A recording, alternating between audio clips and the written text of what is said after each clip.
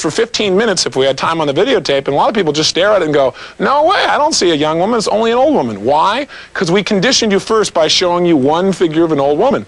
So then we showed you something very similar and said, as you can see, this is an old woman. In life, the same thing happens. In life, we get programmed all the time, where somebody, for example, treats us bad in a relationship, and so the next relationship, we try and fit that same view over them. We start looking for, we start filtering things, and we start going, aha, they're doing the same thing again.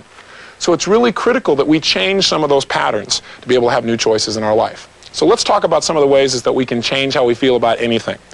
Probably the foundation of changing your pictures and changing how you feel about yourself is understanding the difference between association and disassociation. How many of you know what the difference is? I'm curious.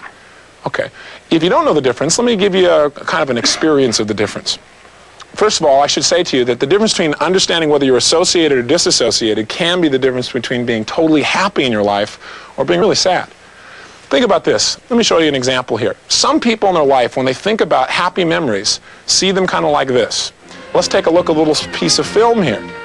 And as you see this film, now you get to watch people in motion in a movie, and it's in color, and you get to watch people going up and down the roller coaster. That's called disassociation. You're seeing someone else, or you could be seeing yourself from a distance. Now let's watch this movie.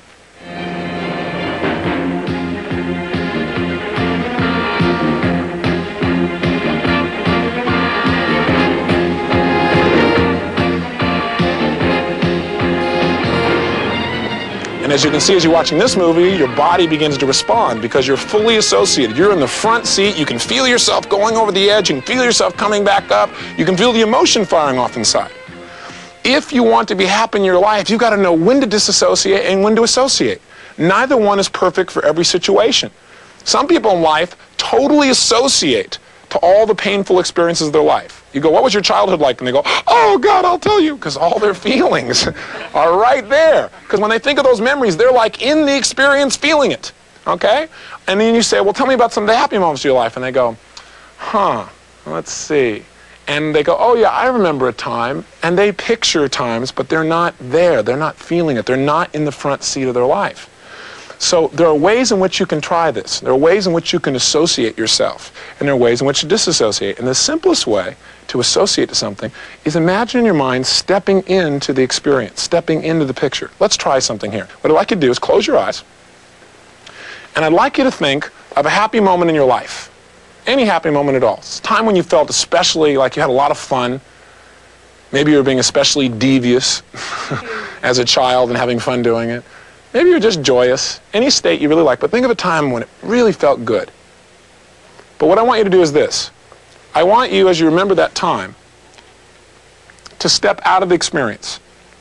Now, if you're not good at visualizing, remember how you felt then, and just kind of push the feeling away so you don't feel it. If you're good at visualizing, step out of the picture so you see yourself over there.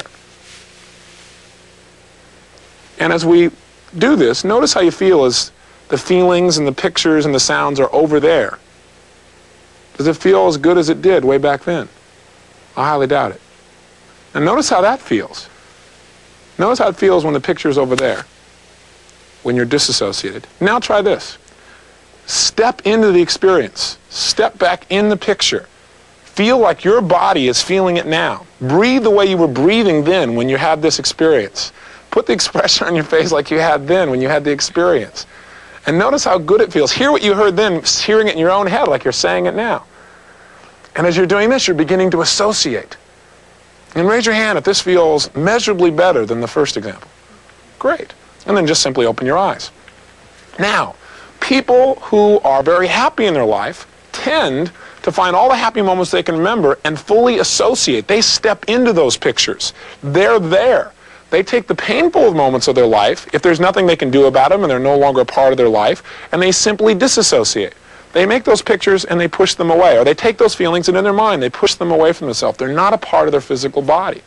You have the ability to do this with just about anything. Hey, can you remember movies that you used to watch when you were a little kid that just seeing them just to like really scare you completely?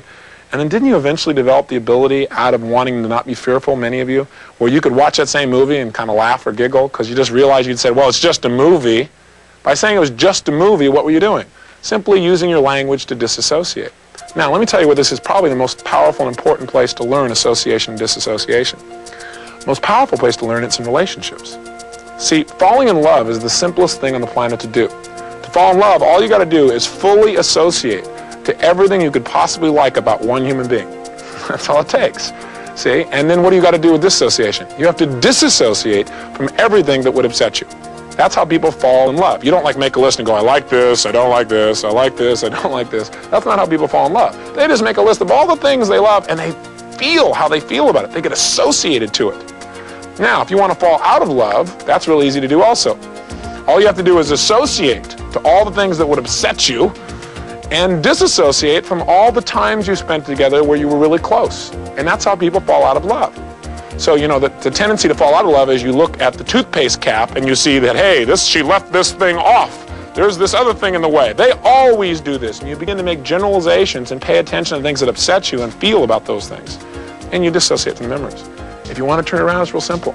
Go back to the first time you saw each other. Think about how you looked at that person when you were really attracted to that person. Step back into that memory so you feel the way you felt then. Breathe the way you were breathing then. Put the smile you had on your face then. And think about this person you're with. And I guarantee you what will happen is the relationship will expand and grow, and the attraction will happen even more. Okay? Now, with association and disassociation, if we come back to our original model here, it's very simple. All we're doing is changing how you're representing something. So when you're associated, it simply means that you're making pictures in your mind, you're talking to yourself, and your physiology feels like you're actually there. You're in the picture, experiencing it as if it was happening right now. And as a result, that intensifies the state you have about it. So if you're imagining something you're really happy about and you're fully associated, you got a real strong, happy state.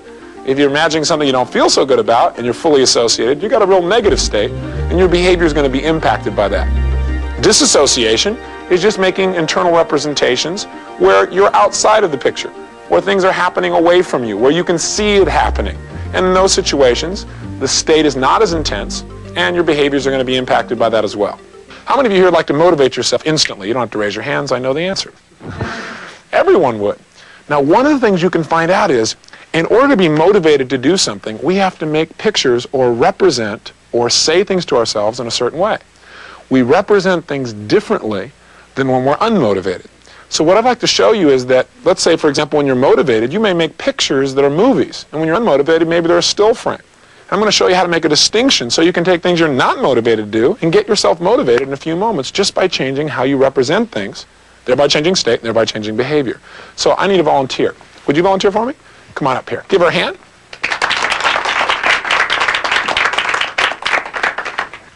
How are you? Hi. Have a seat. All right, Wendy, what I want to do is I want you to, first of all, think of something that's happened in your life or something when you think about it, it gets you really totally motivated. Is there anything like that in your life that if I said, hey, you want to go do this or do you want to take part in this, you get really motivated? Oh, there it is, right there. Okay, great. And what I'd like you to do is just close your eyes for a moment. And what I'd like you to do is I'd like you to make a picture in your mind of this thing that really motivates you.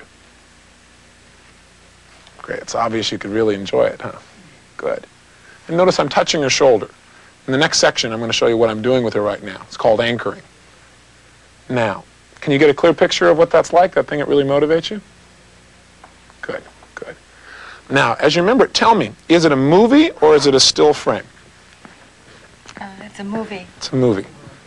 Is it life-size, bigger, or smaller? Smaller. Okay. Is it in color or black and white? It's in color. Okay. Is it bright, dim, or dark? It's somewhere between dim and bright. Okay, between dim and bright. Is the picture a panorama? Does it like go on forever, or does it have a frame around it? Goes on. It's a panorama. Are you in the picture, experiencing it, or are you watching from a distance, like seeing yourself in the picture? I'm seeing myself in the picture. Okay. Is the movement in the picture make a difference in your motivation? Like, is it moving fast or slow? It's moving kind of slow. Kind of slow. Is this picture on the right, the left, or the center? The left. Okay. Is it up, middle, or down? Middle. Okay. Do you hear sounds that cause you to be motivated when you hear this? Not really. Do you hear your own voice? No. You don't say anything to yourself? Yeah.